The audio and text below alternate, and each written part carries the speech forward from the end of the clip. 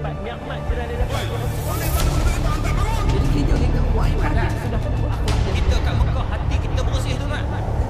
Mak-bapak kita pada tempat yang sewajarnya. Masjid Jami' Kampung Baru, pimpinan-pimpinan agama, pimpinan-pimpinan masyarakat, seterusnya ahli jemaah yang dikasihi sekalian. Pertama dan selamanya kita syukur banyak pada Allah Subhanahu wa taala.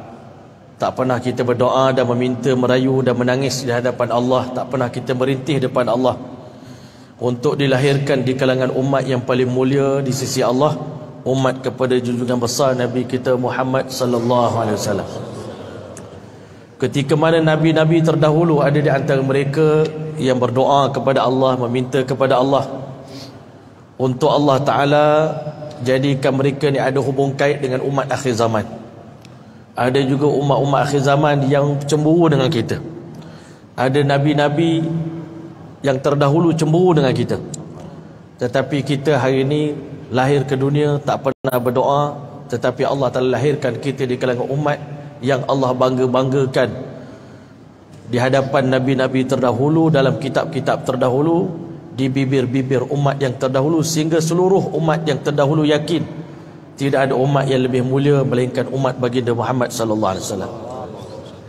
Umat Nabi ini dimuliakan oleh Allah Ta'ala kerana Allah Ta'ala muliakan umat ini dengan satu kerja dan satu tanggungjawab, yang mana umat-umat lain kerja mereka hanya satu, tanggungjawab mereka cuma satu, iaitu beribadah kepada Allah, mendekatkan diri kepada Allah, mencari redha Allah. Tetapi untuk umat akhir zaman, Allah Subhanahu wa taala tambahkan satu lagi tanggungjawab. Di samping mereka beribadah kepada Allah Ta'ala, mereka juga bertanggungjawab untuk membantu agama Allah Subhanahu wa taala. Mereka dipertanggungjawabkan oleh Allah Ta'ala untuk menolong agama Allah. Padahal Allah Ta'ala ini maha kaya, Allah maha ghani. Allah Ta'ala sebagaimana Allah tu As-Samad, tak perlukan sesiapa untuk membantu urusan kerja Allah Ta'ala, pentadbiran Allah. Dan agama Allah pun sama juga, tak perlukan sesiapa pun. Allah Ta'ala sebelum kita, kata ulama, pernah gunakan binatang-binatang untuk sebarkan Islam ini kan. Allah pernah gunakan burung ababil untuk mempertahankan Masjidil Haram. Ketika mana Abraha datang serang Masjidil Haram, waktu itu tak ada orang nak tolong Masjidil Haram. Allah Ta'ala pernah gunakan burung ababil, burung belatuk, menjadi asbab Islamnya Puteri Balqis bersama dengan penduduk Masya Allah negeri Sabak waktu itu. Masya Allah. Allah Ta'ala pernah di zaman Nabi menggunakan seekor serigala menjadi asbab Islamnya seorang Arab Badui pengembala kambing. Masya Allah. Bahkan di zaman Nabi, jin pun berdakwah, dan bahkan sampai tahap berhala pun Allah pernah gunakan untuk mengajak manusia beriman pada Allah Ta'ala. Kenapa Allah telah ceritakan benda ini pada kita? Allah nak beritahu, aku tak perlukan kamu pun untuk menyebarkan Islam ke seluruh alam ini. Walau sya'allahu lahadanna sejami'ah. Kalau Allah kehendaki, Allah boleh beri hidayah kepada seluruh manusia. Dalam satu malam Allah boleh jadikan semua orang non-Muslim dalam dunia ini beriman pada Allah Ta'ala dalam sekelip mata. Dalam dunia ini ada 5 bilion orang bukan Islam, 1.5 bilion yang Islam. Tetapi beberapa saja di kalangan orang Islam yang Allah Ta'ala pilih menjadi da'i untuk menyebarkan Islam ini. Tak ramai tuan-tuan yang mulia. Dah tentu golongan yang terpilih untuk sebarkan Islam, menyebarkan kalimah la ilaha illallah, menyambung tugas Nabi-Nabi, menjalankan dakwah ilallah, menyeru manusia kepada Allah. Golongan ini sangat istimewa di sisi Allah Subhanahu wa taala. Dalam Al-Quran Allah Ta'ala tashkil kita, Allah Ta'ala ajak kita, Allah Ta'ala bagi semangat, motivate dekat kita. Ya ayyuhalladzina amanu kunu ansarallah. Wahai orang beriman, jadilah kamu semua pembantu agama Allah. Maksud bantu ni tuan-tuan, hakikat sebenarnya kerja dakwah ni Allah yang jalankan. Hidayah pun di tangan Allah. Cuma Allah Ta'ala nak kita ni sedikit pengorbanan, susah payah daripada kita. Sebenarnya berlakon je, bukan susah pun, berlakon macam susah kan. Sebenarnya senang je pun. Di akhir zaman ni dakwah tak macam zaman Nabi dulu. Masya Allah, zaman Nabi dulu dibaling dengan batu kan, sampai luka-luka. Sekarang ni orang baling kita ayam goreng kan? Orang baling kita dengan Kentucky Fried Chicken, orang bagi kita dengan durian, rambutan, Masya Allah, bagi kita chai sedap-sedap, bagi kita Masya Allah oyster lagi, Masya Allah, kan? Jadi tuan-tuan mulia, Allah Ta'ala perintahkan kita ni membantu agama Allah Subhanahu Wa Ta'ala. Kama qala Isa bin Maryam al-Hawariyin, kerana sebagaimana nabi-nabi terdahulu, sehebat Nabi Isa AS pun dia berdakwah, dia perlukan hawari, dia perlukan pendukung, dia perlukan pengikut yang nak sambung kerja dia, bantu dia. Dan Nabi SAW itu, inna likulli nabiyyin hawari, setiap nabi ada pembantu dalam menjalankan dakwah. Wa hawari, dan pembantu saya, hawari bagi saya adalah Sayyidina Zubair ibn al-Awwam radhiyallahu ta'ala anhu. Nak beritahu kepada kita, di zaman Nabi SAW sendiri pun, walaupun Nabi ni orang hebat, Nabi ni Masya Allah, Allah bagi dia kelebihan yang sangat luar biasa yang tak ada pada Nabi lain, tetapi sehebat Rasulullah SAW pun, Nabi SAW telah menggerakkan, menjadikan semua orang umat dia adalah hawari bagi dia. Kita semua adalah hawariyun kepada baginda Muhammad SAW. Kita adalah pembela, pembantu Nabi SAW. Apa kita dapat bila kita bantu agama Allah, tuan-tuan? Allah janji dalam Quran, ya ayyuhalladzina amanu in tansurullaha yansurkum wa yuthabbit aqdamakum. Wahai orang beriman, bila kamu bantu agama Allah, Allah telah akan bantu kamu.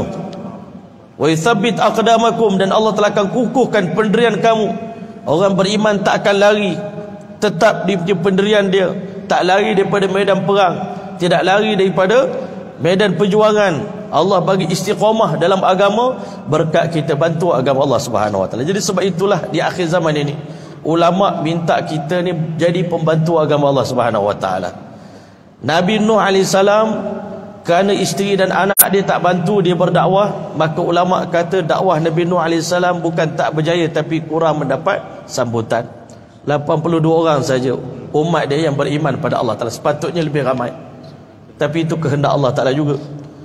Nabi Musa AS ramai sikit.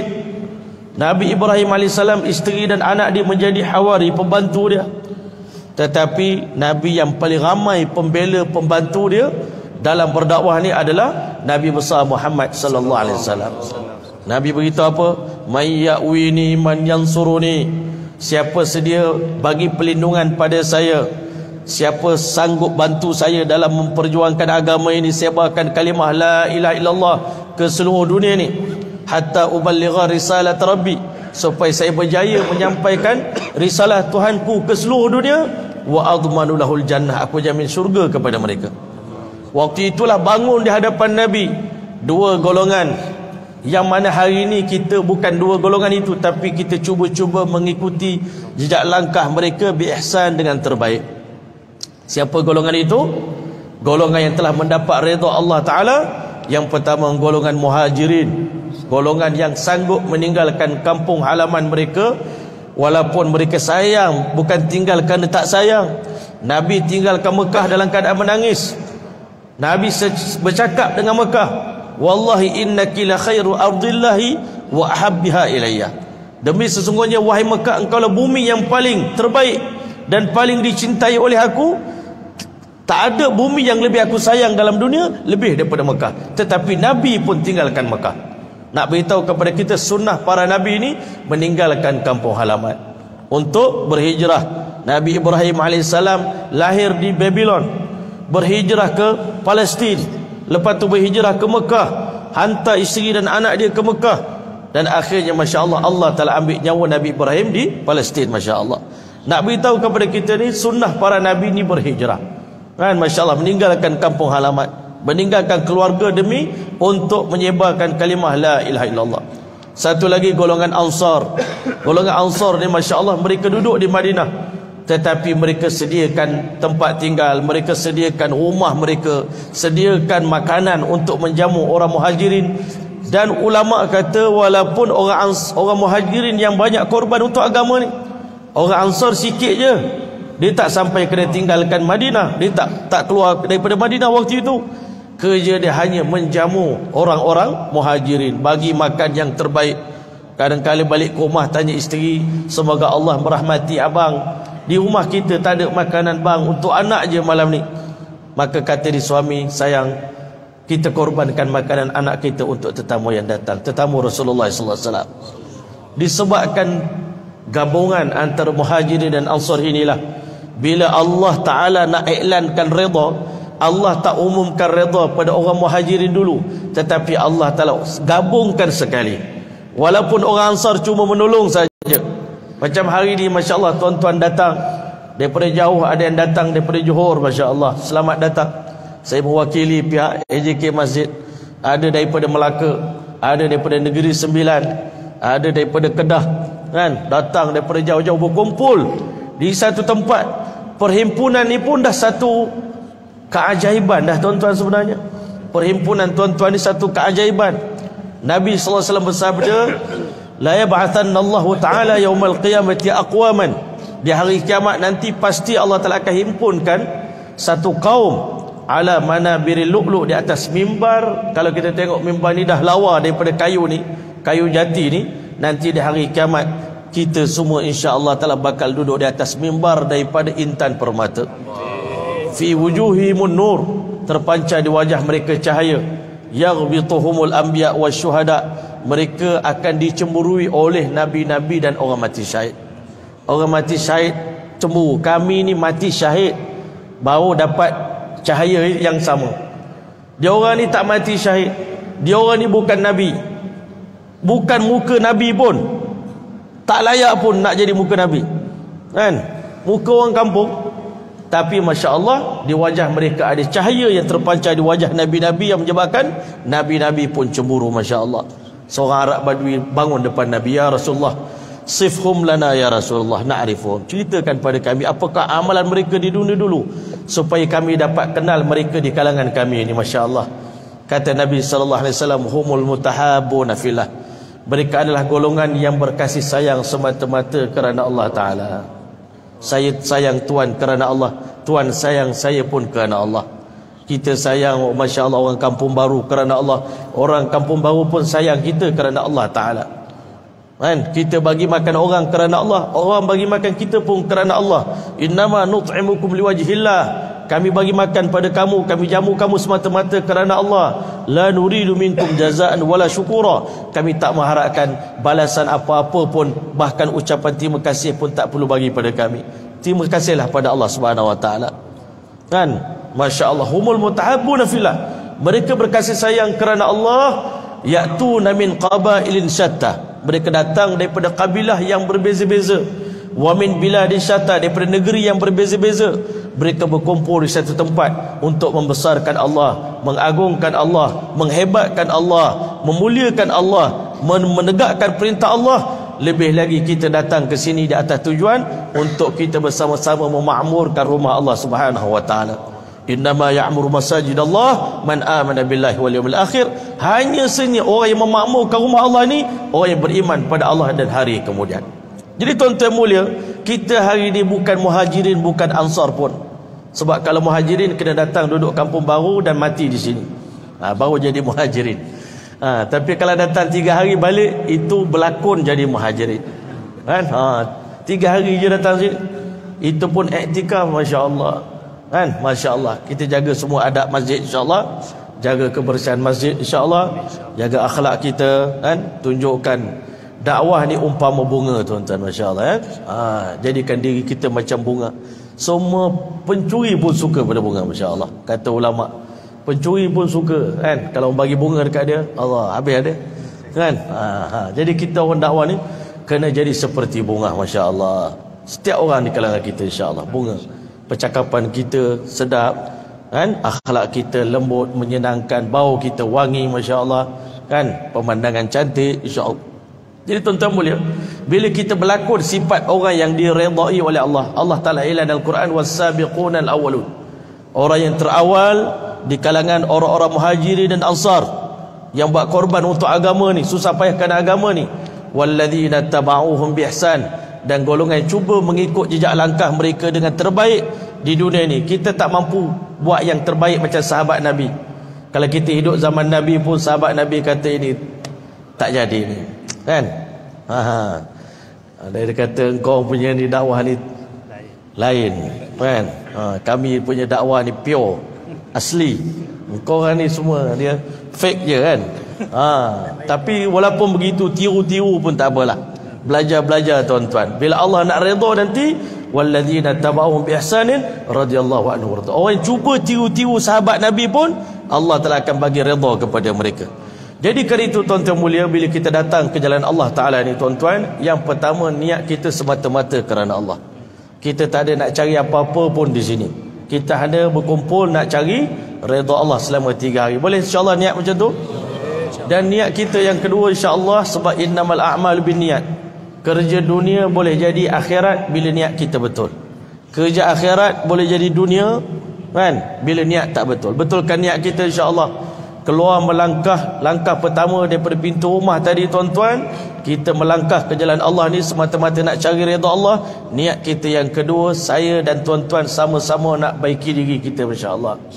Kan? Kita semua ni pesakit, kita semua ni patient. Masjid ni bertuah tuan-tuan. Sebelah masjid ada hospital.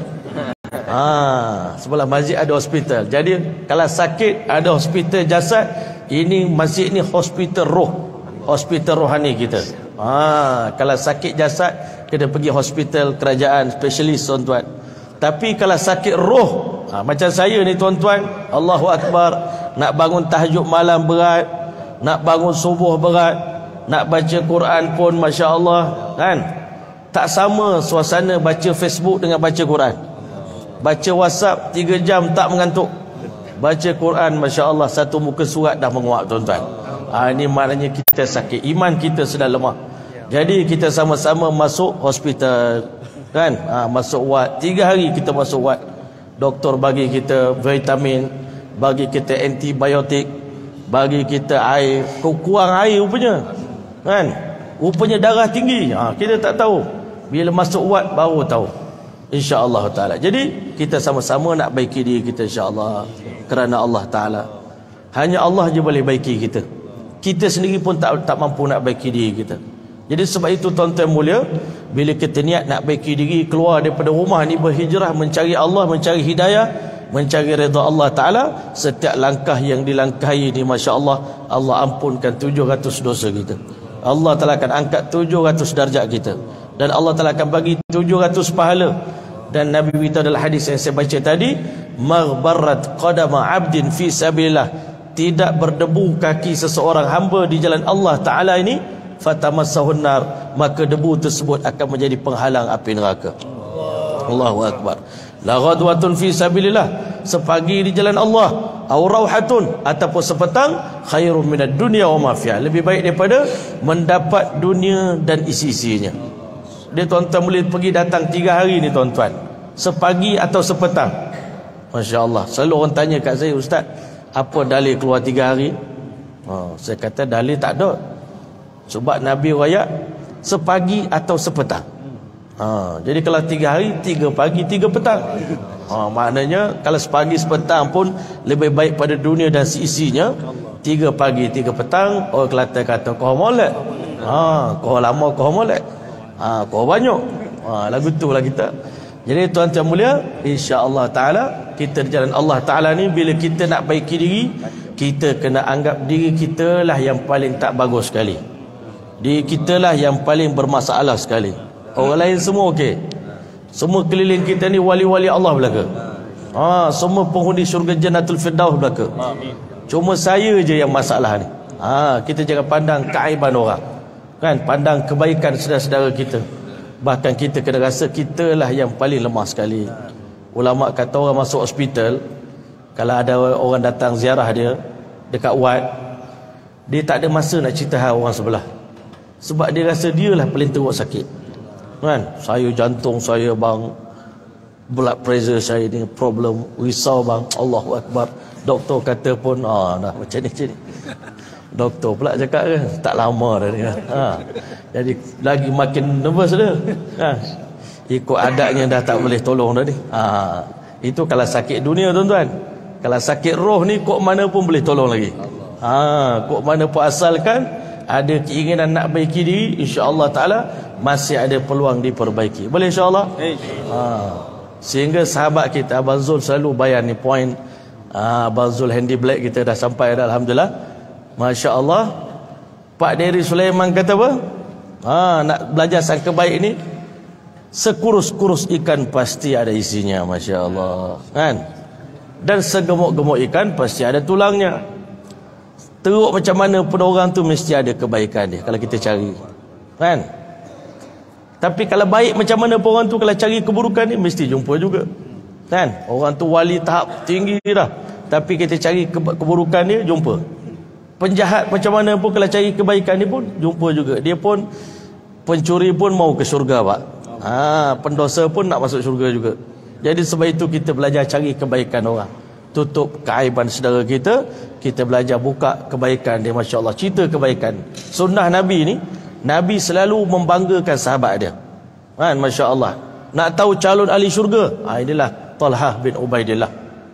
Masya Allah. Jangan main-main ni dengan sahabat saya ni. Nabi selalu memuji para sahabat dia. Setiap sahabat ada manaqib.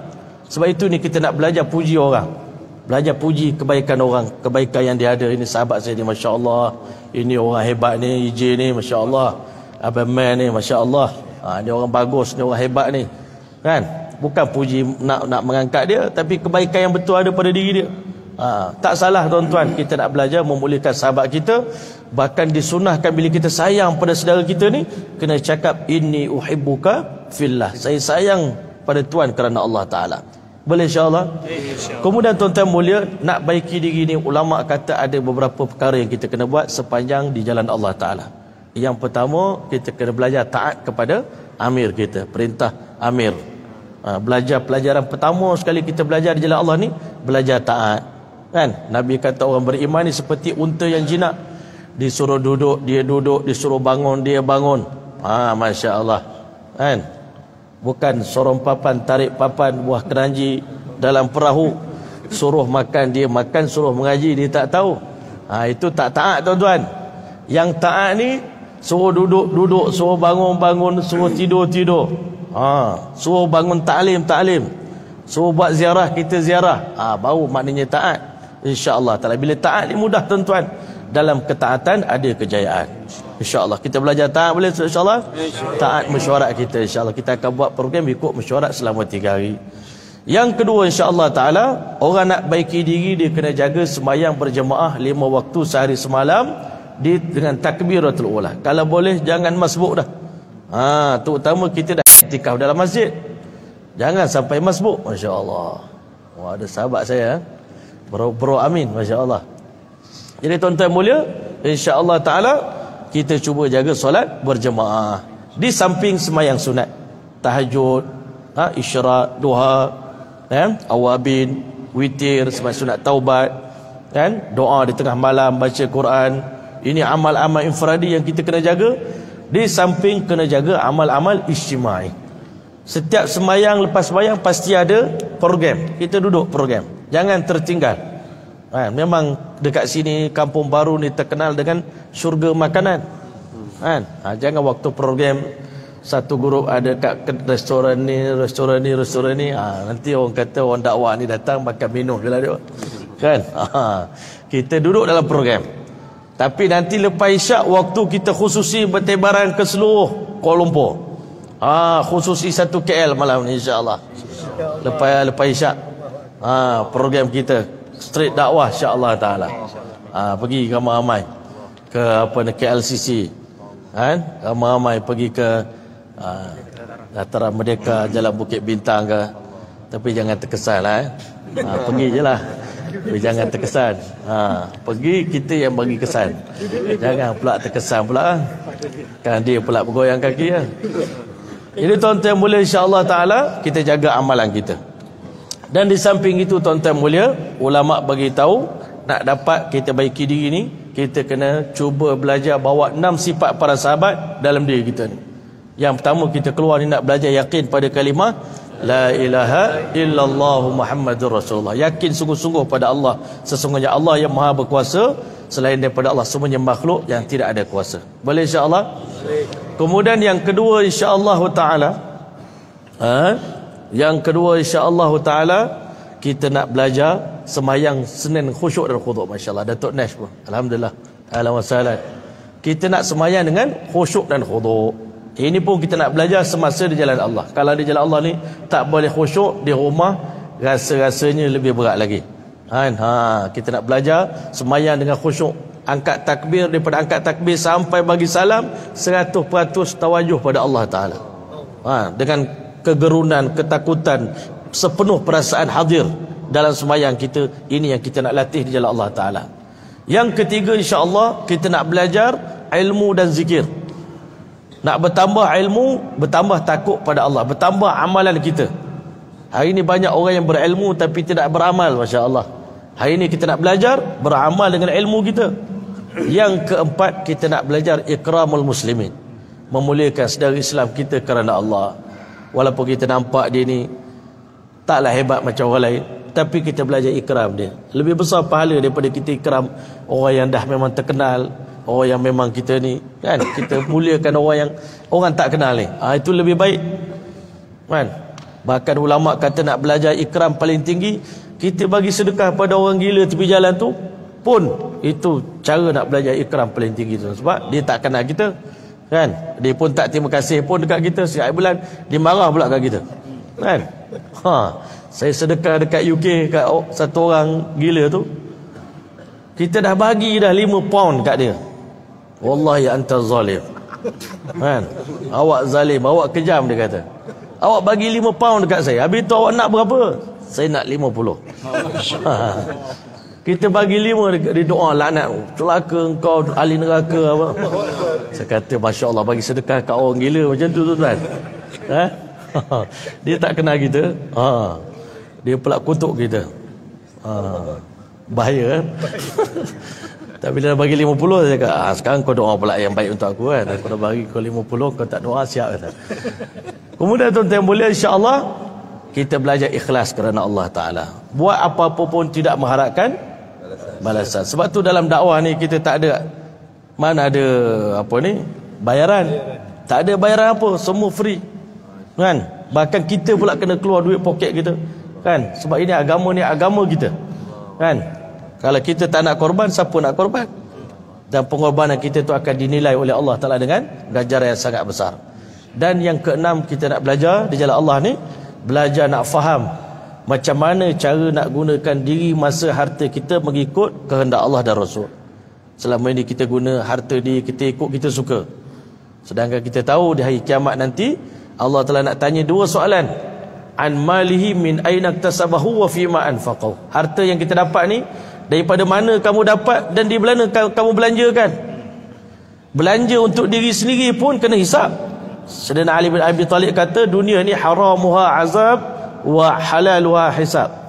Benda haram memang kena azab dah kalau kita ambil. Kalau benda halal pun kena hisap. Hari ni orang Islam dia kata, ni saya, harta saya punya, ikut saya lah kan. Saya nak beli apa ikut suka saya. Tidak. Islam mengatur kita, Nabi ajar kita. Sampai ulama kata Nabi ni ajar kita macam mana cara nak beriman pada Allah pun kita kena belajar dengan Nabi. Nak beramalan pun kena belajar dengan Nabi. Nak bercakap pun kena belajar dengan Nabi. Nak berdoa pun kena belajar dengan Nabi. Nak berzikir pun kena belajar dengan Nabi. Bukan boleh pandai-pandai. Nak berdakwah pun kena belajar dengan Nabi. Semua kena belajar dengan Nabi. Nak guna diri, masa, harta pun kena belajar dengan Nabi. Nak guna telinga pun kena belajar dengan Nabi. Nak guna mata pun nak belajar dengan Nabi. Kita ni jahil, tak tahu apa-apa. Semua kena belajar dengan Nabi. Kalau kita buat sendiri, gagal kita tuan-tuan. Sebab itu hari ni kita belajar. Masa kita ni milik Allah, diri kita milik Allah, harta kita milik Allah. Kita belanja ikut kehendak Allah dan Rasul. Dan yang terakhir sekali, insya-Allah Ta'ala, kita nak dalam keluar jalan Allah ni, diminta oleh alim ulama, kita kena sempurnakan 12 usul dalam dakwah ni yang kita kena berpegang. Dan kita kena beritizam dengan 12 usul ni, masya-Allah. Semua orang kena buat, insya-Allah. Boleh insya-Allah sepanjang 3 hari, dan kita nak bawa sampai akhir hayat kita.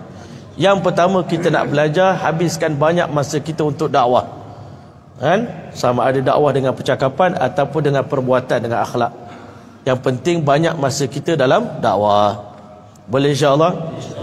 Jadi peluang sama-sama kita pun boleh berdakwah. Orang di keliling kita pun kita boleh juga, insya-Allah Ta'ala kan. Petang nanti kita akan buat gas ziarah kita, itu pun dakwah juga. Dalam masjid pun ada dakwah juga Kan? Nanti straight dakwah malam pun itu dakwah juga. Banyakkan masa. Kalau boleh 4 jam setiap hari, habiskan masa untuk berdakwah. Boleh insya-Allah.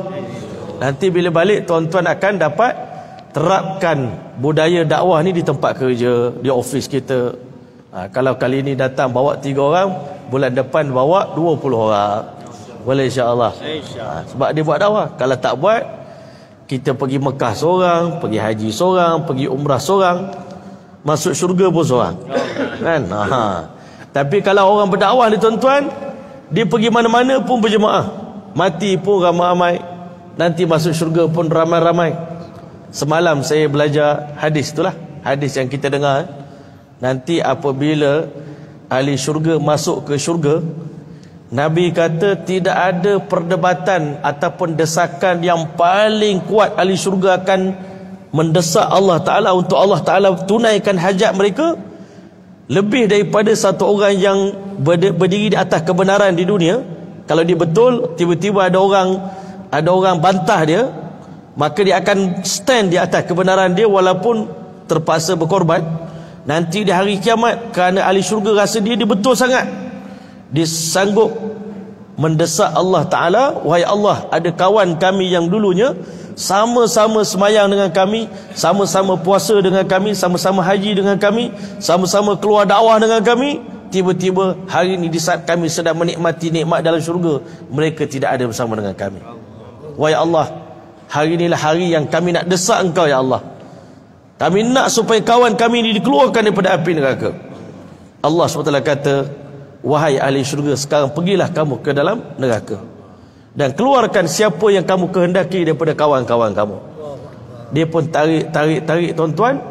Setelah selesai itu, Allah kata tak cukup, kamu keluarkan lagi daripada neraka ini orang yang di dalam hatinya ada iman walau seberat duit dinar, sekeping duit dinar. Itu hadis yang pertama. Habis itu tuan-tuan, Allah kata pergi lagi, keluarkan daripada neraka siapa yang kamu kehendaki di kalangan kawan-kawan kamu, yang kamu teringat dekat dia walaupun iman dalam hati dia seberat separuh duit dinar. Dan akhir sekali, Masya Allah, keluarkan daripada neraka ini sahabat kamu, siapa saja yang kamu nak daripada neraka ni, saudara kamu, kawan kamu yang kamu ingat kat dia walaupun dalam hati dia ada sebesar zarah daripada iman. Ulama pensyarah hadis tu tafsirkan apa makna zarah. Kita hari ni duk sebut tentang iman sebesar zarah, iman sebesar zarah. Zarah tu apa dia? Reti ke tak? Tahu ke tak zarah tu apa dia tuan-tuan? Di tafsir situ yang dimaksudkan dengan zarah itu adalah semut merah warna yang kecil tu. Itulah berat semut tu. Agak-agak kalau kita timbang semut tu berat tak? Kan?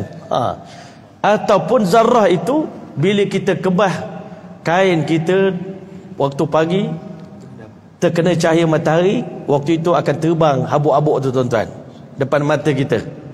Kan? Mak kita masa kita kecil-kecil dulu, dia kebas-kebas selimut, masa tu matahari masuk ke dalam rumah kita, kita tengok ada benda terbang. Itulah zarah. Iman seberat itu pun orang yang mana hari ini di dunia berkasih sayang kerana Allah, dia boleh keluarkan setiap orang yang disayang walaupun ada iman sebesar zarah dalam hati dia. Jadi sebab itulah tuan-tuan, hari ini kita nak banyakkan dakwah dalam hidup kita supaya nanti di hari kiamat Allah Ta'ala jadikan kita ramai kawan dan kita boleh ramai selamatkan kawan-kawan kita daripada api neraka Allah Ta'ala. Boleh insya-Allah. Yang kedua, insya-Allah ulama kita anjurkan selamat datang Abang Ali Rusiah. Ahlan wa sahlan, masya-Allah. Hari ini semua orang kita punya kekanda-kekanda semua datang hari ini, masya-Allah. Abang Ali ada, Datuk Nash ada, Abang Zulhandi Black, masya-Allah ada. Masya-Allah. Cukuplah tu kalau Abang Ali dah datang ke dah komplit dah jemaah kita, insya-Allah. Masya-Allah. Jadi tuan-tuan, kita nak banyakkan ibadat pula tuan-tuan, insya-Allah. Sepanjang 3 hari ni banyak mengaji, banyak baca Quran, tapi kena beza pula antara amal isyimai dengan amal infradi, kena balance. Nanti dah orang buat majlis, berhenti, kena berhenti berzikir, kena berhenti mengaji. Amal yang ni lagi besar, kita kena duduk. Boleh insya-Allah. Banyakkan ibadat, banyakkan zikir, banyakkan doa. Siapa-siapa ada hajat, ada masalah di jalan Allah ni, doa kita sangat makbul tuan-tuan. Jangan lepaskan peluang berdoa. Banyak masalah, inilah masa berdoa. Masya-Allah. Ada orang cakap, orang alim yang lain kalau siapa ada masalah, diminta amalan daripada tuan guru bagi. Masya Allah, tuan guru saya ni anak saya dah lama, dah besar, tapi tak boleh bercakap lagi. Masya Allah, apa doanya tuan guru? Tuan guru pun ajarlah, bacalah Ar-Rahman 'allamal Quran khalaqal insan 'allamahul bayan, tiup dalam mulut anak tu. Masya Allah, itu ulama bagilah, bukan petua amalan. Masya Allah, dah kahwin lama tapi tak dapat anak. Masya Allah, apa amalan dia? Tuan guru pun pegang belakang dia, Rabbi la tadarhu fardan wa anta khairul warithin, doa dia kan. Masya Allah, nak kahwin tak ada jodoh. Masya Allah, Rabbi inni lima anzalta ilayya min khairin faqir, tak kali lepas mayang. Itu amalan yang ulama-ulama biasa ijazahkan pada orang yang ada masalah. Tapi Masya Allah, Maulana Ilyas rahmatullah alaih, bila datang anak-anak muda mengadu kat dia macam-macam masalah, dia kata keluarlah ke jalan Allah Ta'ala. Ada masalah apa pun dalam dunia ni, keluarlah ke jalan Allah Ta'ala, keluarlah ke jalan Allah Ta'ala. Kadang-kadang orang kata apa kaitan keluar ni dengan masalah? Masya Allah, rupanya tuan-tuan, bila kita keluar ke jalan Allah Ta'ala ni, yang pertama tuan-tuan, hubungan kita dengan Allah yang terputus itu terjalin kembali. Masya Allah, selalu ada orang cakap, Maulana Masya Allah, saya ni doa tapi Allah tak terima, tak makbul. Saya kata lampu cantik, switch tu pun cantik, tapi tekan switch tak, lampu tak nyala, kipas tak jalan. Kenapa?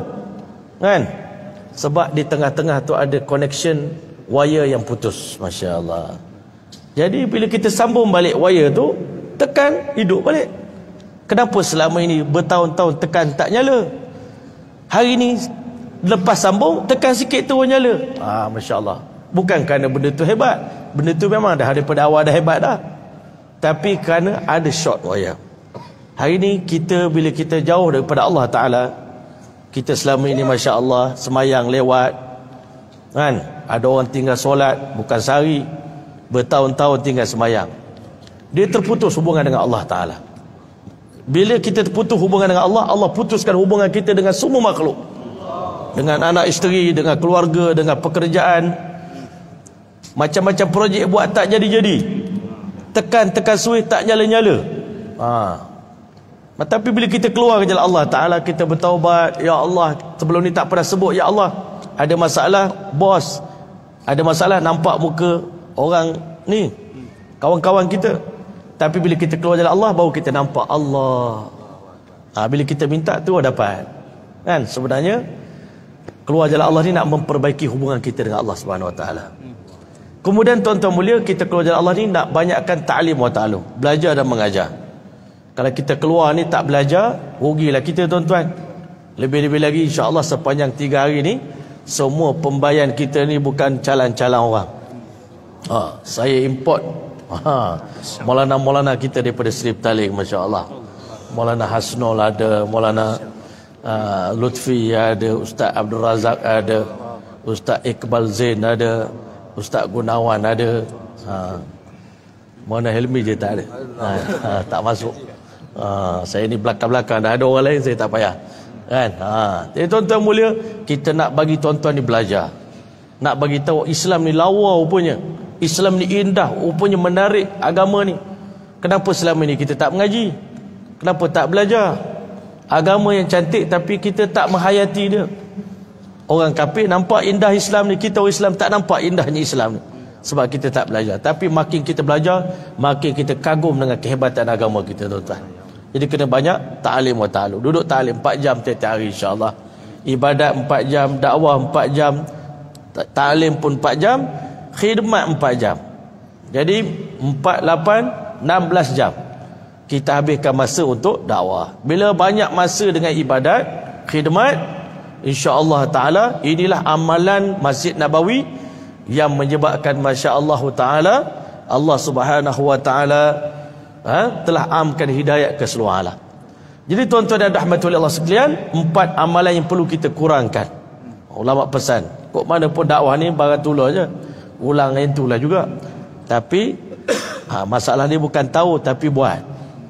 Ulama pesan kena kurangkan makan dan minum insya-Allah taala. Boleh insya-Allah?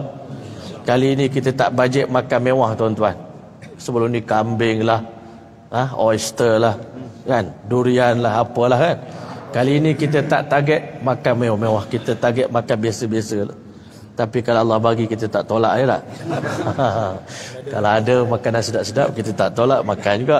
Tapi kurangkan makan, dinasihatkan oleh ulama kita. Orang nak baiki diri kena kurang makan, kan. Sebab bila perut kenyang, nafsu kita kuat. Yang kedua, kurangkan tidur dan rehat. Masya Allah, terutama waktu sembahyang, waktu apa, berhenti tidur lah. Sebab tu kena tidur awal malam, supaya kita dapat bangun tahajud di awal pagi. Rehat pada waktu yang betul, insya-Allah. Dan tengah hari qailulah sekejap, ya, insya-Allah. Kemudian di samping itu tuan-tuan, kena kurangkan berada di luar masjid. Allahu Akbar. Kampung Baru ni masya-Allah, tempat dia menarik keliling dia ni masya-Allah. Banyak kalau kita tak duduk banyak dalam masjid ni, Allahu Akbar, kan, takut dah, kan. Takut tak balik-balik dah ke sini kan. Jadi kita kena banyak masa duduk dalam masjid, iktikaf, kan. Iktikaf ni itulah kesan yang bagi, kesan islah diri ni bila dapat iktikaf 3 hari dalam masjid. Boleh insya-Allah. Dan yang keempat, kita kurangkan bercakap hal sia-sia. Memanglah sekarang ni masya-Allah macam-macam isu yang menarik nak cakap, kan. 2-3 bulan ni banyak benda-benda hot tuan-tuan. Tapi kita tinggalkan bercakap, kita bercakap benda yang benar, cakap akhirat, cakap tentang agama, cakap tentang maksud hidup kita, tujuan, kan? Cerita tentang pengalaman kita dulu pada kawan-kawan. Bukan nak bangga, tapi kelemahan kita lah, supaya kita jadi iktibar sama-sama, kan? Kalau ada orang pernah keluar jauh-jauh, Karguzari cerita laporan saya keluar dekat Amerika dulu macam mana, kan, buat dakwah orang lama ni, Ustaz Idrusnya masya-Allah, kan, banyak pengalaman keluar jalan Allah Ta'ala, ya. Kemudian di samping itu 4 perkara yang perlu kita tinggalkan di jalan Allah Ta'ala ni sampai mati, iaitu jangan pernah minta kepada makhluk, masya-Allah. Apa-apa pun hajat minta dengan Allah. Sembahyang 2 rakaat, boleh insya-Allah. Yang kedua, insya-Allah jangan pernah harap yang menjadikan orang Islam dilemah kerana berharap pada makhluk, berharap pada manusia boleh tolong kita, jadi kita lemah dan kita kecewa, kan. Siapa berharap pada makhluk, dia akan kecewa. Haraplah hanya pada Allah Subhanahu Wa Taala. Allah je boleh tolong kita, Allah boleh selamatkan kita, Allah boleh bantu kita. Dan tuan-tuan mulia, insya-Allah Taala, kita jangan pernah menggunakan barang orang tanpa izin, kan. Selipar orang, motor orang, helmet orang, apa semua, insya-Allah jangan guna barang tanpa izin. Dan yang keempat, pesanan daripada ulama kita, jangan membazir. Kita duduk dalam masjid ni, masya-Allah, kipas, lampu, aircon, kalau tak diperlukan jangan guna, insya-Allah. Kita guna setakat yang perlu. Kalau untuk diri kita nak mengaji Quran, pasang lampu handphone tu kita baca untuk kita, kan. Tak nak membazir, insya-Allah. Jadi mudah-mudahan insya-Allah banyak lagi sebenarnya. Kalau di Serip Taling Bayan Hidayat ni kadang bukan berapa jam, berhari-hari. Lepas ustaz ni cakap, ni pula cakap muzakarah, macam-macam muzakarah, masail lagi, supaya apa, nak jemaah yang pergi ni betul-betul pergi dengan sempurna. Dan sebenarnya Bayan Hidayat ni tuan-tuan adalah sunnah Nabi. Nabi SAW setiap kali nak hantar para sahabat, dia pasti ada pesanan dia, wasiat dia. Nabi nak hantar Sayyidina Muaz bin Jabal radhiyallahu anhu berdakwah ke Yaman. Ya Muaz, innaka sata'ti qauman ahlal kitab. Kamu akan mendatangi kaum yang di sana nanti mereka itu semua orang beragama Nasrani, mereka ahlul kitab, ulama-ulama tu. Jadi bila kamu datang ke sana, macam mana kamu nak buat? Mula-mula sekali, falyakun awwalu ma tad'u bihi, hendaklah dakwah kamu yang pertama mengajak manusia asyhadu an la ilaha illallah wa anni rasulullah, beriman pada Allah dan mengaku aku sebagai rasul Allah. Fa in hum ata'u laka bidzalik, kalau mereka taat kamu, dengar cakap kamu dalam perkara itu, tambah sikit lagi pula, ajar mereka sesungguhnya ada 5 waktu solat yang wajib dilaksanakan setiap hari, sehari semalam, masya-Allah. Fa in hum ata'u laka bidzalik, kalau mereka ikut cakap kamu, maka fa'lam, bagi tahu pada mereka, mereka wajib bayar zakat setiap tahun. Kalau mereka mentaati kamu dalam perkara itu, wa iyyakum wa karaima amwalihim, kamu jangan sentuh harta-harta mereka yang mulia, jangan rampas harta mereka. Kadang-kadang kita orang Islam ni jos, orang kafir dah mengucap dah tu, kita sangka buruk, engkau ni mengucap bukan kerana Allah ni. Orang Islam rampas juga harta dia, Nabi tak bagi. Wattaqu da'watal mazlum, adalah kamu takut doa orang yang dizalimi. fa innahu la laysa bainahu wa bainallahi hijab. Doa orang yang dizalimi ini tak ada hijab. Itu ayat hadis tu, takuti doa orang yang dizalimi ini kita duk baca, tapi rupanya itu adalah bahagian daripada bayan hidayat yang Nabi bagi pada Sayyidina Muaz bin Jabal radhiyallahu ta'ala anhu. Kan Nabi SAW nak hantar jemaah Sayyidina Ali bin Abi Talib keluar dakwah. Waktu itu Nabi SAW pegang satu bendera. Aku akan bagi bendera ini, kata Nabi, esok kepada insan yang dicintai oleh Allah dan Rasul. Jadi tuan-tuan yang mulia, Masya Allah, di saat itulah Nabi SAW bagi bendera ini pada Sayyidina Ali bin Abi Talib.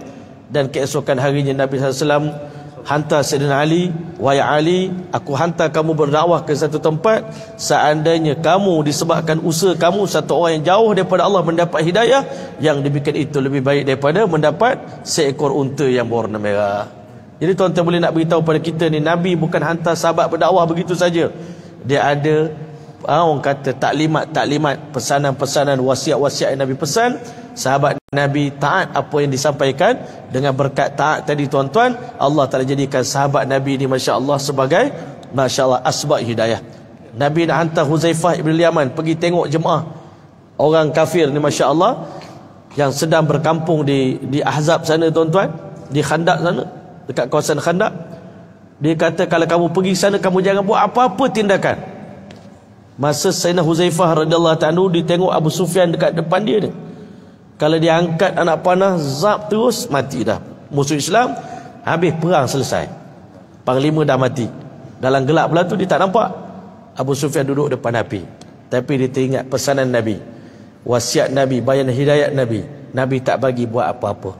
Jadi dia pun balik sampaikan berita kepada Nabi.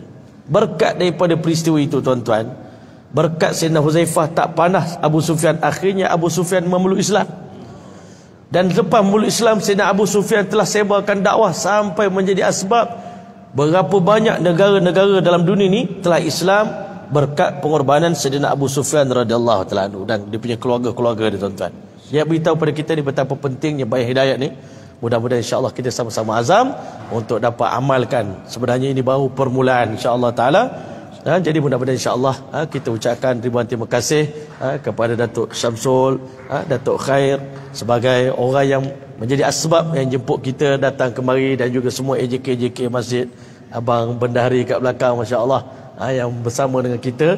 Kita sangat terima kasih tidak terhingga kepada mereka memberi kepada kita peluang untuk buat program di sini selama 3 hari. Mudah-mudahan berkat kita datang 3 hari ke sini, masjid ini akan makmur 24 jam dan suasana Kuala Lumpur ni akan berubah satu hari nanti. Bila rumah-rumah Allah Ta'ala hidup, maka hiduplah hati-hati manusia, akan hiduplah jiwa-jiwa yang kosong ini akan cenderung pada agama orang, nak pada Islam. Kalau kita tengok Masya Allah negara Qatar dengan berkat World Cup saja berapa banyak orang masuk Islam kan. Hari ini mudah-mudahan insya-Allah taala kita nak orang Islam ni bukan sekadar dibuat apa-apa, tak kisah sukan pun tak apa, tapi yang penting ada dakwah di sebaliknya insya-Allah taala. Jadi mudah-mudahan insya-Allah Allah terima keluar kita, pengorbanan kita. Allah terima semua orang yang ada kena mengena yang terlibat dalam program ini. Mudah-mudahan semuanya akan tertulis dalam mizan hasanat kebaikan-kebaikan kita semua insya-Allah. Mudah-mudahan kita semua diterima oleh Allah taala. Jadi tuan-tuan, ini baru suku ataupun 10% daripada kehadiran jemaah kita. Ada lagi akan datang insya-Allah. Jadi orang datang awal ni kena jadi tuan rumah insya-Allah, boleh? Sama-sama bantu untuk sambut. Abang Rizal Medan, wah insya-Allah pun ada juga.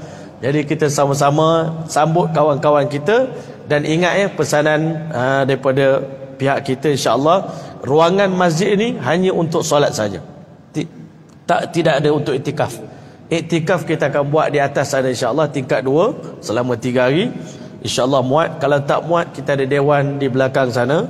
Cuma pesanan kita, kita tak izinkan tuan-tuan menggantung-gantung baju ke, tuala ke dan sebagainya. Kita jagalah kebersihan, kerapian masjid, dan kita jaga juga kebersihan tandas, kebersihan keliling. InsyaAllah kita jadi khidmat lah, insyaAllah ta'ala, buat khidmat, volunteer.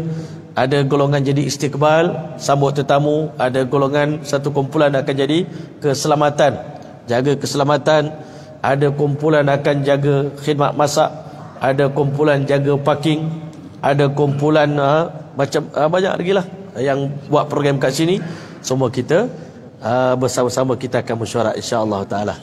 Jadi terima kasih tidak terhingga pada tuan-tuan semua insya-Allah kerana sudi hadir datang. Mudah-mudahan kedatangan tuan-tuan bersama ditulis di sisi Allah Taala di kalangan pembantu agama Allah di akhir zaman insya-Allah. Jadi terima kasih. Jadi insya-Allah sekarang dah pukul 6 Pukul 6 ni 5 minit lagi nak pukul 6 Ada minum petang Ada minum petang? Ada.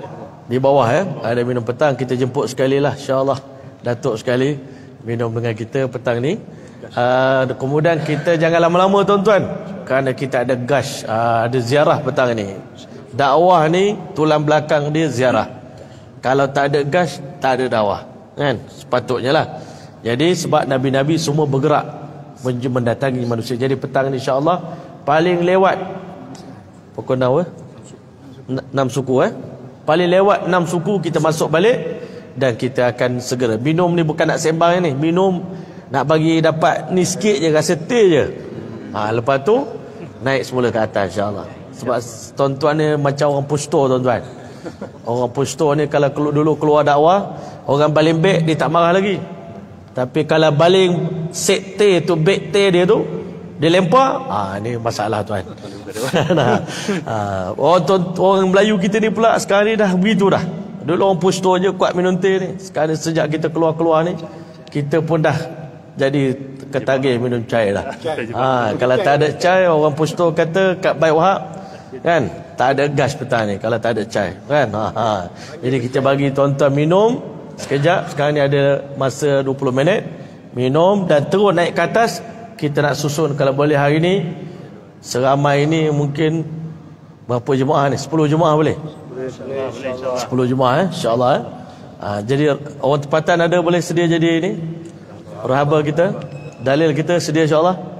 Boleh je insya-Allah. Sediakan 10 rahaba insya-Allah ini. Kita akan bentuk 10 jemaah untuk gas kita insya-Allah. 10 jemaah insya-Allah. Kalau dapatlah, kalau ada lah. Kalau tak ada rahaba 3 orang dululah. InsyaAllah Okey, sekarang kita tutup majlis. Sekian, wabillahi taufiq wal hidayah. Wassalamualaikum warahmatullahi wabarakatuh. Tutup majlis dengan tasbih kafarah. Subhanallah wa bihamdihi. Subhanallah wa bihamdihi.